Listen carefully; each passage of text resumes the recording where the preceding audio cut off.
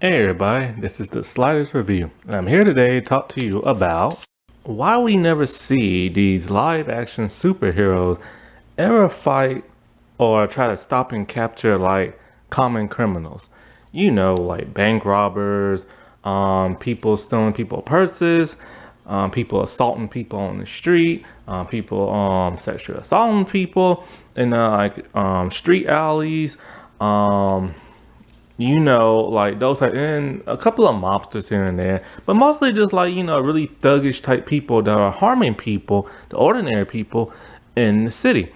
That's something I've noticed. It's a little bit heartening too, because these people are superheroes as opposed to save the people who can't save themselves. And that's the whole point of them being superheroes. And I've never understood that when it comes to live action superhero shows, like you never really see that. And if you do see it, you'll normally see it in a person's first season. Like I remember in The Flash, in the first season, the little monologue he does in the beginning, you'll see him like save people and stuff from criminals, not just supervillains. I remember in both Batwoman seasons, which I consider being just one separate season for each actress. You see them taking on like bank robbers, muggers in the streets, stuff like that. And you expect to see that a whole lot more often in like a show like that, because Batwoman doesn't have superpowers and stuff. Heck, I remember even back in the Adam West Batman show, you never saw that. You never really saw him take down like um, common criminals. You always see these people take on supervillains. Now, I'm not saying that like the bank robber or thug or whatever has to take up the entire episode or even like a full 2 minute like fight. They could just do something like really quick, like a 30-second fight or like a minute fight in between, like, what's going on in the show. Because you know how these live action shows are, especially the CW, the Arrowverse, is that like they only go up against supervillains. You'll see them probably like doing the everyday life stuff in the beginning of the episode. Then it cuts to them like finding their supervillain, fighting that person, and getting their butt kicked. Then for the rest of the episode, they're out of their suit, talking about their feelings. And then towards the end, they're suited back up, fighting their supervillain, and now they win. So I'm just saying, like, in between, like, all that, like, chatter and out of the suit crap, they could take on, like, a common criminal in the street, It will just be very nice to see. Also, it helps give them more credibility to the heroics and stuff when you see them fight like the common criminal type person. Also, it just be nice to see more action in these shows, and not always seeing them get their butts kicked in the beginning of the episode and throughout the rest of the episode, not towards the end. That's something that's like really bugging me. Like they're always getting their butts kicked in the first fight, which makes sense because they have to continue fighting that supervillain in that episode and figure out how to stop that person. But still, and it's like, I don't expect, like, saying legends to fight like bank robbers and stuff, 'cause that would be ridiculous. But the Flash, Green Arrow, Batwoman, well, Batwoman still does it, but you rarely see it, and stuff. And it's just strange. And especially like Titans, you would expect for them to do it and stuff. I mean,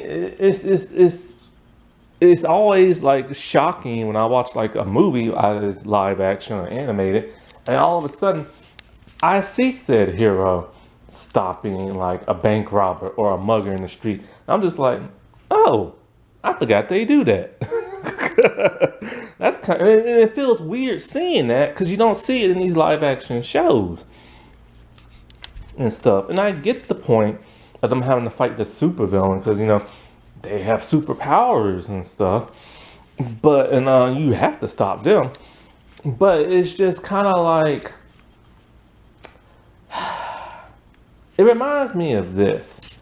Back in the day, there was a cartoon series called Justice League, and then Justice League Unlimited. And Justice League Unlimited, they brought in more superheroes for the group. And in the first episode, I think it was called Initiation, they tried to recruit Green Arrow. And Green Arrow is pretty much like, screw y'all, I'm not for this crap. He's all like, he doesn't go around fighting the big guy.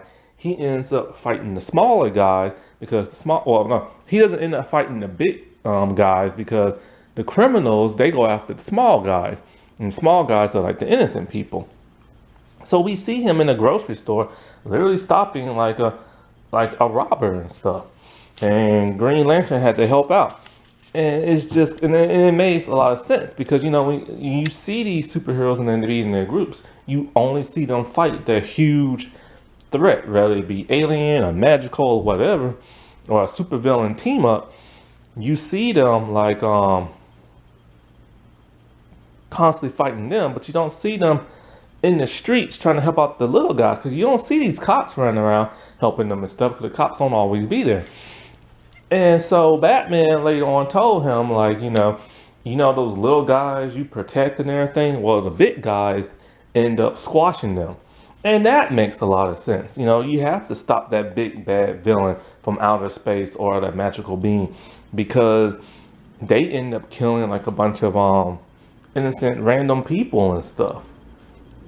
But, when it comes to the big guys, you would expect somebody like, say, Superman, Wonder Woman, Green Lantern, Martian Manhunter, somebody like that to take on, someone with actual superpowers to take on, like, the bigger threat. And that way people who are like smaller with no powers and vigilantes like Batman can take on like the lesser known criminals and stuff. Because think about it, say Batman is off in outer space fighting Apocalypse with the Justice League.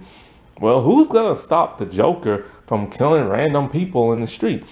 And it's just like, yeah, he has the Bat family, but they're occupied in their own cities. And not only that, but they're part of superhero team ups too. So they end up fighting the big guys as well.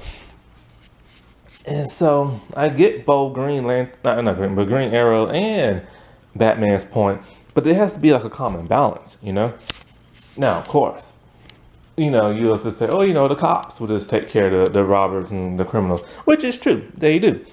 But you never really see it on screen because there's no point in seeing it on screen. But it's kind of like we know the reason why most of these superheroes exist is because the cops just can't do their job correctly. And some of these cops are crooked in these comic books stuff. And so they're not, like, they can't be at two places at once. And, and they're spread out. So that's why you have like the superheroes and stuff. And even in the comic books, they stop like typical robbers and stuff. And once again, I have to go back to the well of Xena. When I used to watch Xena, you saw action all throughout that show. You had your drama and your story as well, but you saw action. And not only will she take on a big threat, but sometimes you'll see her take on a tiny threat. And those tiny threats are normally like just like a bunch of like thugs trying to rob people. And it's no more than a 30-second to minute fight. And, and they would have it like in a random episode. And that was cool, you know what I'm saying? I just wish these live action shows would do the same thing. It's just ridiculous how like a mythological show from back in the 90s did a heck of a lot more better than a lot of these superhero shows in modern day television. And it's not just the CW, it's like HBO Max as well. And like other superhero shows that be out. It would just be nice to see them randomly beat up, like a common criminal, to see some more action in these shows. That's all I'm asking for. I just want to see more action. I'm tired of hearing them talk about their feelings and crap. Alrighty, well, I'll talk to y'all later. Bye.